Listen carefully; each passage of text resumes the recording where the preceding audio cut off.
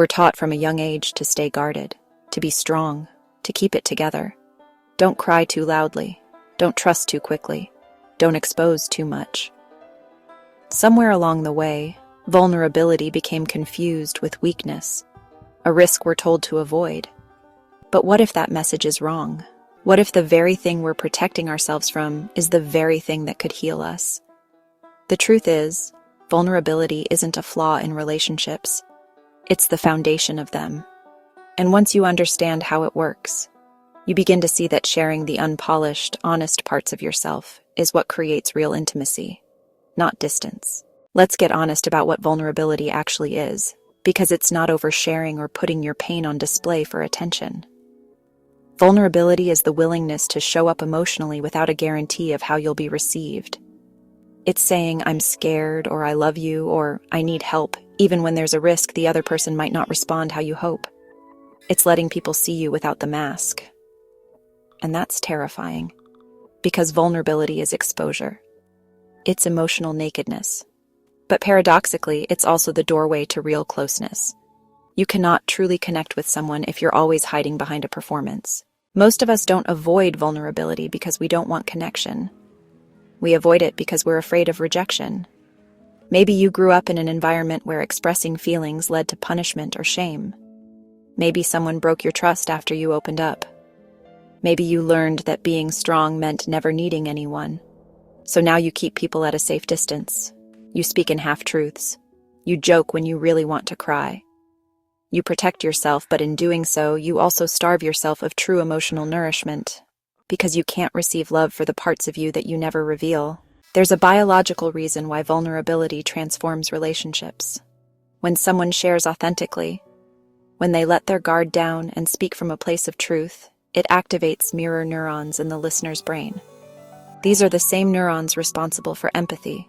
The result? The other person feels invited to do the same. Vulnerability creates a feedback loop of safety and openness. You go first. I see you. So now, I feel safe to be seen too. Over time, this builds trust, attachment, and emotional intimacy. In romantic relationships, it increases oxytocin, the bonding hormone. In friendships, it deepens loyalty. In family, it melts resentment. And in all relationships, it creates human warmth that can't be faked. When we fear vulnerability, we build walls. But those same walls keep love out. You might appear calm on the outside, but inside you feel unknown. Relationships become surface level. Conversations stay in safe zones. Conflict never gets resolved because no one says what they really feel. You might avoid pain, yes, but you also miss out on joy, depth, and connection. Emotional intimacy requires risk. And if you never take that risk, you're not avoiding pain. You're just trading one kind of suffering for another, the quiet ache of being unseen. Vulnerability doesn't mean sharing your deepest secrets with everyone you meet. It means being intentional and honest in your emotional expression. You start by naming your emotions. I feel hurt. I'm confused. I'm scared. Not in anger, but in truth.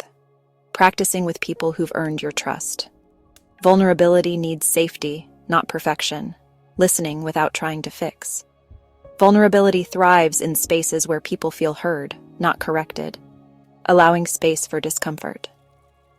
You might feel awkward or exposed at first, and that's okay. Growth lives in that discomfort.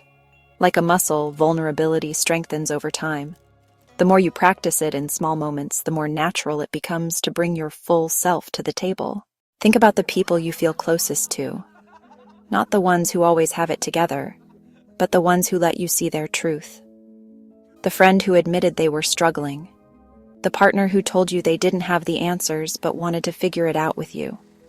The family member who apologized and really meant it. Those are the moments that bond us. Not perfection, but presence. Not invincibility, but honesty. That's what makes people feel safe. That's what transforms relationships from transactional to transformational.